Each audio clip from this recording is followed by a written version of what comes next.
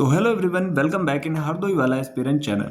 आज है डे 3 और हम लोग पढ़ने वाले हैं हिंदी का एक मोस्ट इंपॉर्टेंट टॉपिक विराम चिन्ह। जो भी बच्चे पहली बार वीडियो को देख रहे हैं, प्रीवियस वीडियो ज़रूर देख लीजिएगा क्योंकि मैंने आपका जो वर्णमाला टॉपिक है वो पूरा क्लियर करा दिया है और काफ़ी बच्चों को अच्छा भी लगा क्योंकि मैंने उसे कम टाइम में कराया था। आज हम लोग पढ़ने वाले हैं विराम चिन्ह। तो जो भी बच्चे पहली बार देख रहे हैं, बिल्कुल भी आप कंफ्यूज नहीं होंगे, सारे पॉइंट आपके क्लियर हो जाएंगे। बस आपको करना क्या है, वीडियो को ध्यान से देखना है और चाहे तो आप नोट्स भी बना सकते हो देख के। सबसे पहले हमें पता होना चाहिए कि विराम चिन्ह कहते किसे, यानी इनकी परिभाषा क्या है। विराम का अर्थ होता है ठहराव या फिर रुकना। अगला पॉइंट है हमारा, श्री कामता प्रसाद गुरु जो कि हिंदी के प्रसिद्ध व्याकरण हैं, ये विराम चिन्हों को अंग्रेजी भाषा से लिया हुआ मानते हैं। इनके अनुसार पूर्ण विराम को छोड़कर सभी विराम चिन्ह अंग्रेजी के हैं। अब बात आती है अगले पॉइंट पे कि कुल विराम चिन्ह हैं कितने। तो जो श्री कामता प्रसाद गुरु हैं, ये विराम चिन्ह की संख्या मानते हैं 20 और यही सर्वमान्य है। अगर एग्जाम में क्वेश्चन आता है कुल विराम चिन्ह कितने हैं, तो आपको विदाउट एनी कंफ्यूजन 20 को टिक कर देना है। अब मैं आपको एक एक्स्ट्रा पॉइंट बताता हूँ कि विराम चिन्हों का उपयोग होता कहाँ है। भाषा को सरल और सहज बनाने के लिए विराम चिन्हों का उपयोग होता है। और 20 विराम चिन्ह वो कौन से हैं जिनसे अक्सर क्वेश्चन आ जाता है कि आपको एक क्वेश्चन दे देगा कि निम्न में से कौन सा विराम चिन्ह ये है, नाम दे देगा, आपको वहां से सेलेक्ट करना पड़ेगा। तो चलिए 20 वो विराम चिन्ह हम लोग डिस्कस कर लेते हैं। बड़े ही ध्यान से देखिएगा। पहला है अल्प विराम। अल्प विराम का साइन कैसा होता है आप देख पा रहे होंगे, ये होता है अल्प विराम। इसके बाद आ जाता है अर्ध विराम। अभी मैं सभी को डिस्क्राइब भी करूंगा लाइन वाइज कि इसका उपयोग कहाँ पे होता है। अर्ध विराम का चिन्ह ऐसा होता है, बस इसे अपने माइंड में आप लोग याद रखिएगा। फिर बात करते हैं पूर्ण विराम की। पूर्ण विराम इस टाइप से बनता है। प्रश्नवाचक चिन्ह सभी को पता होगा, ऐसा होता है। आश्चर्य चिन्ह या फिर विस्मयादिबोधक चिन्ह भी से कहते हैं, एक्सक्लेमेशन मार्क होता है, ये ऐसे बनता है। निर्देशक चिन्ह, डैश इसको बोलते हैं इंग्लिश में। कोष्ठक चिन्ह, 3 टाइप के ब्रैकेट होंगे, आपको पता होगा, ये कोष्ठक कहलाता है। अवतरण चिन्ह ऐसे बनता है, आप लोग कंफ्यूज मत होना, इस टाइप से बनता है। पहले एक बार 6 बना दीजिए, फिर 9 बना दीजिए, तो अवतरण चिन्ह हो गया। उपविराम की बात करें तो उपविराम ऐसे बनता है। विवरण चिन्ह की बात करें तो ये होता है विवरण चिन्ह, जब किसी की चीज़ के बारे में विवरण देते हैं। पुनरुक्ति सूचक चिन्ह कैसे बनता है, तो ये इस टाइप से बनता है। याद रखिएगा, आप कंफ्यूज मत होइएगा अवतरण और पुनरुक्ति सूचक में। लाघव चिन्ह की बात करें तो ये 0 की तरह बनता है। लोप चिन्ह इस टाइप से होता है। पाद चिन्ह की बात करें तो ये इस टाइप से बनता है। और बात करते हैं दीर्घ उच्चारण चिन्ह की, तो ये दीर्घ उच्चारण कुछ इस टाइप से बनता है। पाद बिंदु यहाँ पे पॉइंट के तरह। हंस पद या फिर त्रुटि चिन्ह, जहाँ पे कोई त्रुटि हो जाती है, इसका उपयोग करते हैं। टीका सूचक इस टाइप से होते हैं। तुल्यता सूचक यानी इक्वल, और समाप्ति सूचक इस टाइप से होता है। एक बार देखने से चीज़ें नहीं लर्न होती हैं, आप जब इसका 2 से 3 बार रिवीजन करोगे तो आपको चीज़ें काफ़ी हद तक क्लियर हो जाएंगी। अब हम बात करते हैं इन सारे विराम चिन्हों की कि कौन सा विराम चिन्ह कहाँ पे उपयोग होता है। यहाँ से देखिए क्वेश्चन कम ही आता है कि आपको सेंटेंस दे फिर पूछे कि इसमें कौन सा विराम चिन्ह का उपयोग होगा। मोस्टली क्वेश्चन 80% तक चांस रहते हैं कि आपसे यही पूछेगा कि अल्प विराम कैसा होता है। तो देखिए हम बात करते हैं अल्प विराम की। जहाँ भाषा को पढ़ने या बोलने में थोड़ा ठहराव आता है, वहाँ पे अल्प विराम होता है। जैसे कि उदाहरण के लिए मैं आपको बताता हूँ, जैसे कई संज्ञा शब्द लिखे हों लगातार, सोहन, श्याम और राधा खाना बना रहे हैं, तो यहाँ पे और लग गया, इसलिए यहाँ पे अल्प विराम का उपयोग नहीं हुआ। जहाँ पे बहुत थोड़ा सा ठहराव होता है, अल्प विराम का उपयोग होता है। और ये सोहन और श्याम के बीच में देखिए ये लगाए, इसको बोलते हैं अल्प विराम। अगला पॉइंट है जब कंडीशन ऐसी हो, राम घर आया। अब आपको खुद आप अंदाजा लगा सकते हो कि इसके बाद अल्प विराम थोड़ा सा रुक के बोलेंगे। राम घर आया, थोड़ी देर रुका और चला गया। अगला है रहीमन निज मन की व्यथा, मन ही राखो गोए, सुन इठ लय हैं लोग सब, बांट न लय हैं कोई। ये रहीम जी का दोहा है, तो जो दोहे होते हैं उनके बीच में भी अल्प विराम लगता है। अब बात करते हैं अर्ध विराम की। अभी मैंने आपको बताया अर्ध विराम कुछ इस टाइप से बनता है, ये ज़रूर याद रखिएगा क्योंकि मोस्ट इंपॉर्टेंट चीज़ है। जब वाक्य में अल्प विराम से भी अधिक, यानी ये अल्प विराम था, इसमें थोड़ा ठहराव होता है, जब अल्प विराम से भी अधिक ठहरना होता है तो वहाँ पे अर्ध विराम का उपयोग होता है। एग्जाम्पल के लिए आओ, बैठो, खेलो पर शैतानी मत करो। इसमें देखिए ज़्यादा रुकना पड़ रहा है, यानी अल्प विराम से ज़्यादा रुकना पड़ता है, इसे कहते हैं अर्धविराम। अब बात करते हैं अगले चिन्ह की, उपविराम की। तो उपविराम कुछ इस टाइप का होता है, जब बोलने या लिखने में अल्प विराम से भी अधिक समय लगता है तो वहाँ पे उपविराम होता है। जैसे साकेत एक अध्ययन, कामायनी एक अनुशीलन, तो इस टाइप से। बात करते हैं पूर्ण विराम की। यह समाप्ति बोधक है, इसका उपयोग वाक्य के अंत में होता है। मोस्ट इंपॉर्टेंट है, आप लोग इसे भी पहचान लोगे। क्वेश्चन कैसे आएगा, जैसे क्वेश्चन आएगा राम पुस्तक पढ़ता है, और यहाँ पे आपको चिन्ह लगा के नहीं देगा, नीचे 4 ऑप्शन दे देगा कि इसमें कौन सा विराम चिन्ह का उपयोग होगा, तो यहाँ पे पूर्ण विराम का उपयोग होगा। ऐसे ही मैंने कई एग्जाम्पल दे रखे हैं, इसमें लास्ट में विराम चिन्ह में पूर्ण विराम लगता है। अब हम बात कर लेते हैं प्रश्नवाचक चिन्ह की। जितनी चीज़ें इंपॉर्टेंट होंगी, जो एग्जाम में आने के लायक हैं, वही चीज़ें आपको पढ़ाऊंगा, एक्स्ट्रा कुछ नहीं बताऊंगा।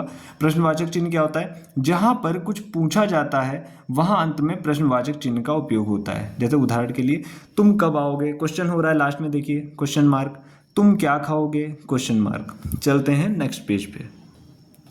तो यहाँ पे आप देख पा रहे होंगे विस्मयादि बोधक। विस्मयादि बोधक में एक्सक्लेमेशन, जैसे जब हम किसी हर्ष, शोक, प्रसन्नता, उत्साह, आश्चर्य, घृणा आदि भावों की अभिव्यक्ति करते हैं तो वहाँ पर विस्मयादि बोधक चिन्ह का उपयोग होता है। जैसे आहा वह बेचारा चल बसा, यहाँ पे देखिए किसका शोक व्यक्त किया जा रहा है, ओह तुम आ गए, अच्छा किया।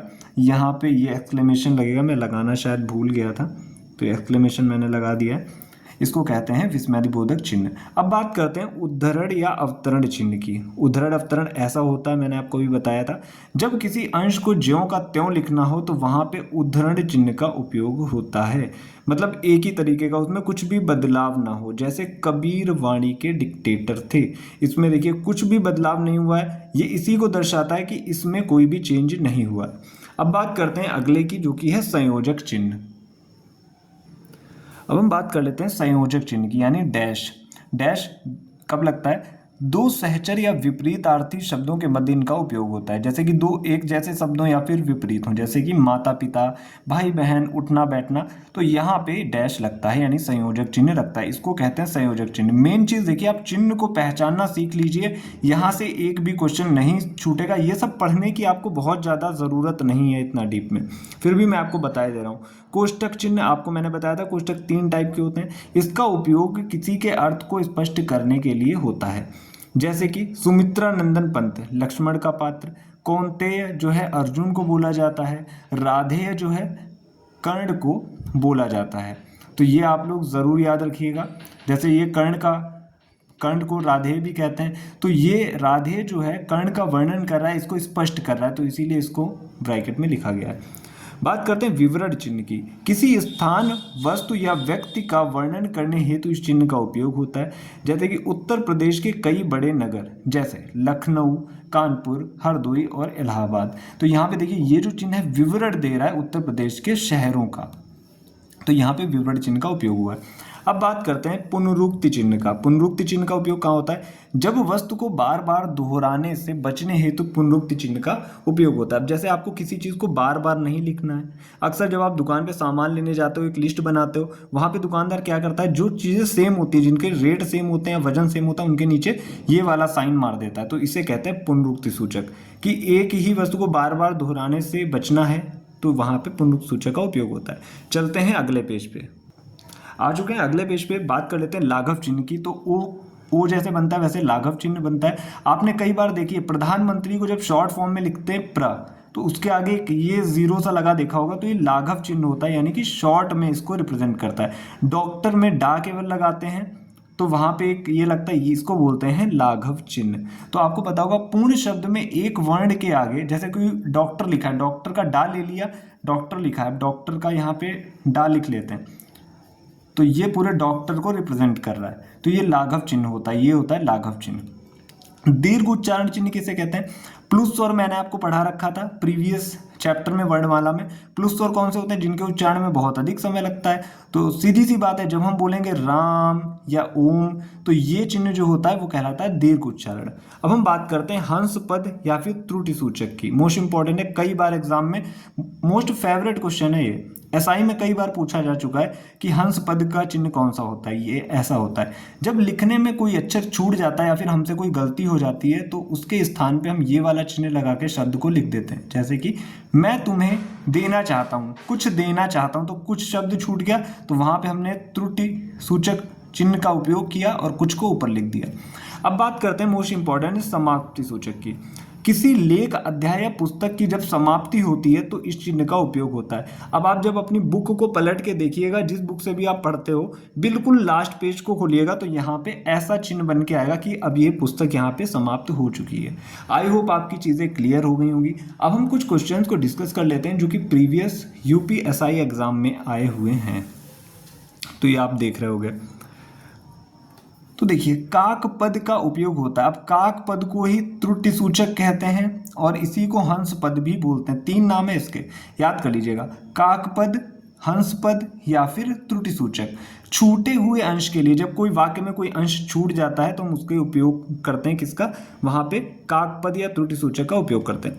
हंस पद के अन्य नाम क्या है? काक पद, त्रुटि विराम, त्रुटि सूचक। चिन्ह कैसे बनता है? ये ऐसे बनता है, हे भगवान, फिर डैश है, मेरी रक्षा करो। में विराम चिन्ह कौन सा होगा? सीधी सी बात है, यहाँ पे देखिए, हे भगवान कोई संकट में यानी कि विस्मयादिबोधक है। विस्मयादिबोधक का साइन ऐसा होता है। अल्प विराम चिन्ह कैसा होता है? यूपीएसआई एग्जाम में आ चुका है, ऐसा होता है। ओह, उसके बाद है डैश, बहुत कठिन समय आ गया है। आपको सीधा सा पता है कि यहाँ पे विस्मयादिबोधक का उपयोग होगा। और ये क्या होता है? संयोजक चिन्ह, यानी इसको डैश बोलते हैं। और कुल विराम चिन्ह कितने हैं? 20 हैं। तो देखिए, यूपीएसआई के एग्जाम में जो भी क्वेश्चन पूछे गए हैं डायरेक्टली मोस्टली चिन्ह से ही पूछे गए हैं कि कौन सा चिन्ह है। तो आप 20 के 20 चिन्ह याद रखिएगा, और अगर डीप में पूछ सकता है तो भी मैंने आपका उसके लेवल का करवा दिया है। तो यहीं पे हमारा विराम चिन्ह का टॉपिक खत्म होता है। कई टीचर आपको 1 घंटे में कराएंगे, 1.5 घंटे में कराएंगे, लेकिन यहाँ पे बच्चों के साथ खिलवाड़ नहीं किया जाता। तो ज़्यादा से ज़्यादा फ्रेशर बच्चों को शेयर कर दीजिएगा वीडियो। और वीडियो आपको कैसी लगी, कोई कमी लगे तो मुझे कमेंट में बताइएगा। नेक्स्ट टॉपिक जल्द ही आ जाएगा जो कि संधि या समास से रिलेटेड होगा। Thank you.